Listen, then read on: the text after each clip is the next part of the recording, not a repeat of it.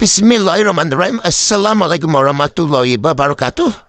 Salam jumpa kembali dengan channel Dunia Bana News. Kali ini, pada hari ini saya hendak berbincang tentang video reaksi pasal Malaysia. Kenapa selalu menarik perhatian oleh para penonton dari Indonesia?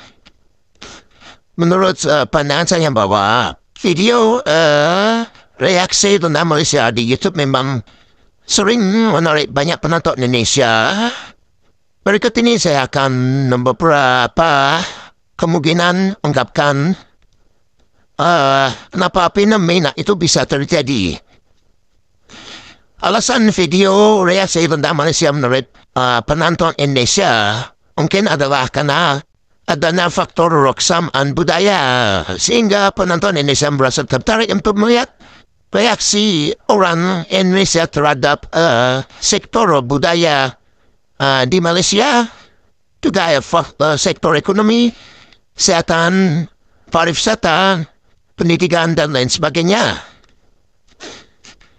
Kedua, ada faktor sejarah ya. Indonesia dan Malaysia memiliki sejarah yang terkait sehingga penonton Indonesia merasa tertarik untuk melihat video tentang Malaysia. Pertama tentang sejarah di Malaysia, sejarah perjuangan kemerdekaan Malaysia misalnya, dan juga sejarah Malaysia di masa lalu, di masa penjajahan, hingga sekarang di masa kemerdekaan. Ada faktor sosial. Indonesia dan Malaysia memang memiliki masyarakat yang mirip, mempunyai bahasa yang sama, kuliner yang sama, sehingga para penonton Indonesia tertarik untuk melihat video tentang Malaysia terhadap isu-isu sosial yang terjadi di Malaysia. Ada faktor hiburan. Video reaksi tentang Malaysia seringkali mungkin ada yang menampilkan hal-hal yang lucu dan menarik dan tidak terduga, sehingga para penonton Indonesia merasa tertarik untuk menontonnya. Juga ada faktor untuk kepentingan mengkomparasi atau perbandingan. Para penonton Indonesia mungkin merasa tertarik untuk membandingkan Indonesia dengan Malaysia di berbagai sektor. Juga faktor lain yang menarik penonton Indonesia untuk melihat video tentang Malaysia itu juga ada kualitas konten yang bagus.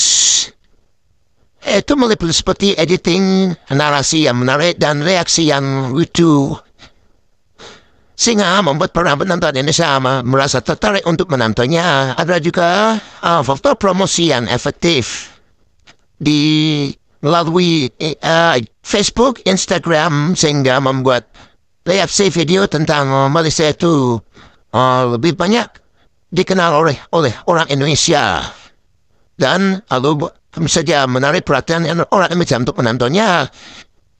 Juga ada faktor kolaborasi dengan antara konten kreator Indonesia dan Malaysia. Mereka saling berkolaborasi atau bekerja sama untuk membuat konten, sehingga semakin menarik perhatian oleh netizen Indonesia dan juga Malaysia. Tentu saja apapun yang terjadi tentang video reaksi Malaysia dan juga sebaliknya video reaksi tentang Indonesia yang dibuat oleh orang Malaysia, itu tentu saja dampak positifnya adalah untuk meningkatkan hubungan persahabatan dan persaudaraan antara orang Indonesia dan Malaysia.